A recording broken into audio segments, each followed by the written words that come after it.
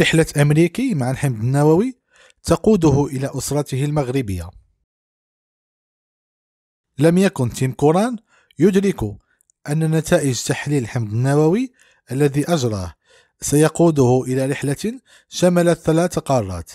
انطلقت رحلة تيم كوران بحثا عن عائلته البيولوجية من مدينة سان فرانسيسكو الأمريكية، وتوقفت في فرنسا قبل أن تنتهي في المغرب، حيث سيكتشف حقيقة أبويه البيولوجيين.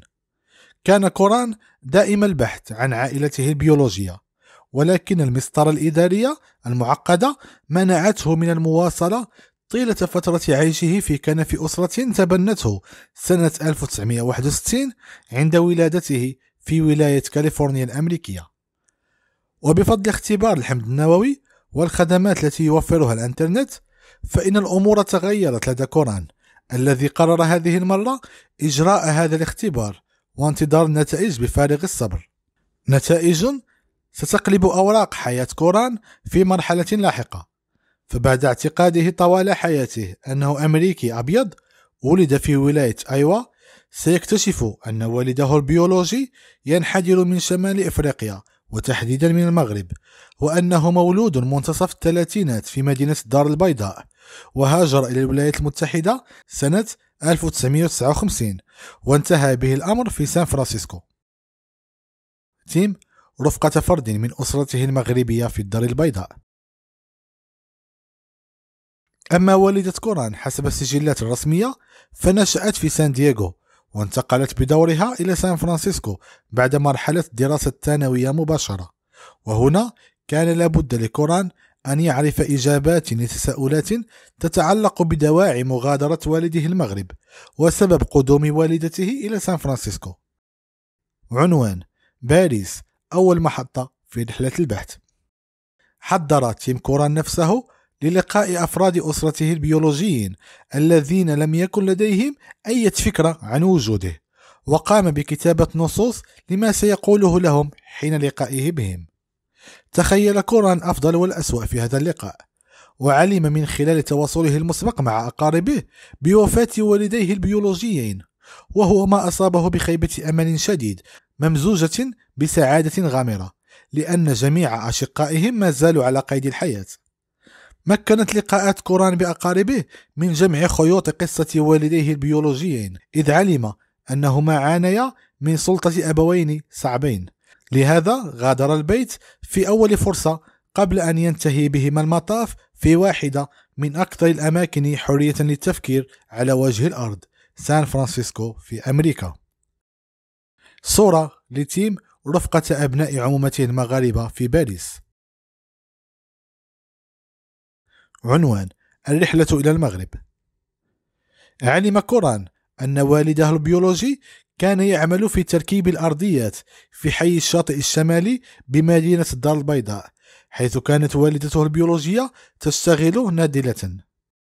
كانت هناك مفاجآت كبيرة أخرى اكتشفها كوران في رحلته، حين علم أن لديه أخا غير شقيق وأختا وعشرات من أبناء عمومته في فرنسا والمغرب، حيث سيعيش تفاصيل تجربة غريبة وساحرة.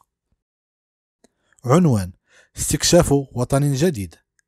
حزم تيم كوران حقائبه واتجه نحو منطقة دار بوعزة الساحلية نواحي مدينة الدار البيضاء، حيث قضى الأيام 6 الأولى، وحيث تمتلك عائلته المغربية الكبيرة مجموعة من المنازل الصيفية المجاورة للشاطئ. ورغم فجوة اللغة بين كوران وعائلته، بحكم أن أغلب أقاربه يتحدثون اللغة العربية والفرنسية، فقد تعرف عليهم جميعا، لأنه قضى بينهم حوالي الأسبوع وتذوق خلاله وجبات مغربية لذيذة وأصيلة. رغب كوران في رؤية المزيد من موطن والده البيولوجي، لذا سافر إلى فاس ومراكش اللتين اعتبرهما مدينتين جميلتين ومذهلتين، وتحملان جانبا من الغربة والألفة في الآن ذاته.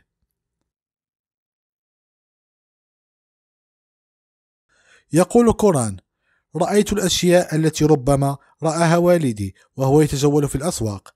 رأيت مساجد رائعة وأضواء جانبية غير متوقعة، شاهدت الحرفيين في العمل وهم يصنعون الفخار والسلع الجلدية والنسيج تماما كما كانوا يفعلوا منذ قرون. كان أبرز ما في الجولة رحلة جانبية إلى الآثار الرومانية القديمة في وليلي، وجولة بجبال الأطلس الكبير لقضاء فترة ما بعد الظاهرة مع عائلة محلية من المنطقة.